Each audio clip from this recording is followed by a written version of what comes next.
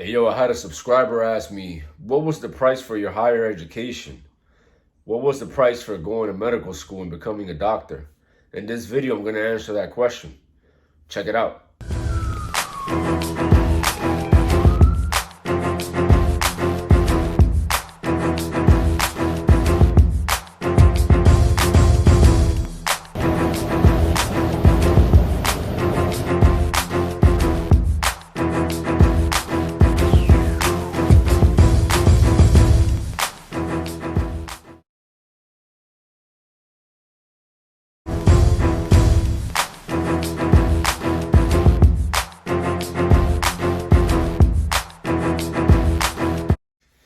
Hey man, so thank you for the question. If you have any questions for you watching this video, feel free to reach out to me in the comment section, on Instagram, on all my platforms. My link is down below. I also put out a book on Amazon. You can find it on Amazon Kindle, how to learn how to become a high-level EMT. The link is down below as well. And I gotta tell you, to answer this question in regards to what was the price that I paid for becoming EMT into becoming a doctor, it was basically very, very cheap. I've said it before and I'll say it again.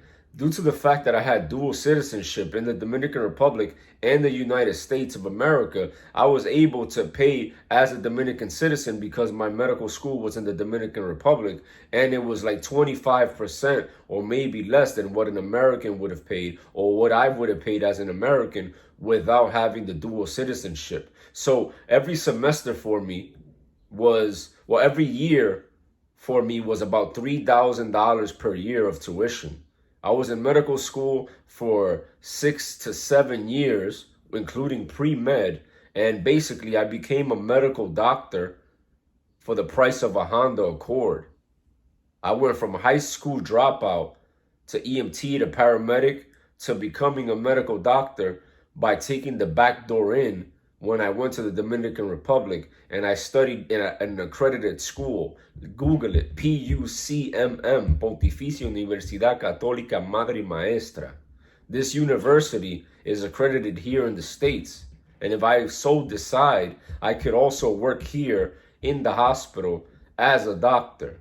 But I decide not to because I'm practicing digital medicine.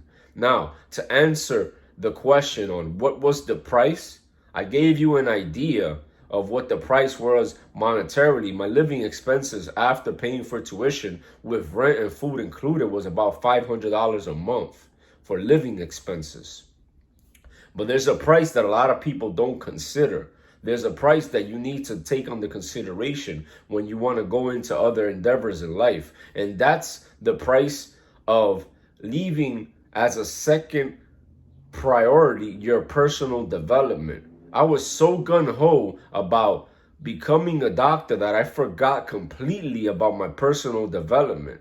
I just focused on professional development. All I thought about was obtaining the degree, coming back and working in the hospital and prescribing medication and helping people. That's all I thought about. That's all I cared about, so much that I forgot about myself. I cared so much about becoming a doctor that I stopped caring about myself. I can't pour from an empty cup. You can't pour from an empty cup. So how can you lead a healthy lifestyle and help and promote health through your profession, but not be healthy yourself? So the price that I had to pay for becoming a doctor was nearly my life. And why do I say that? Because I almost lost my life. After becoming a doctor, I started to have suicidal ideations.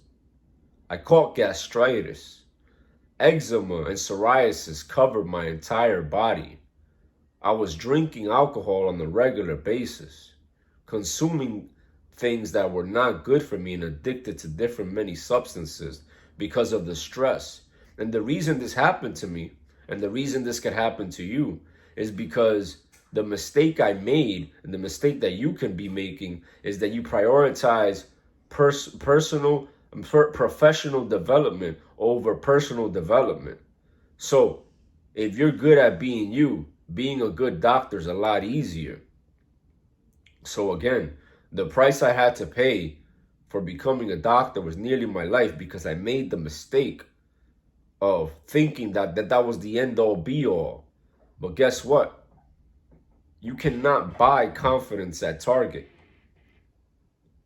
Energy and a high self-esteem are not for sale at Walmart.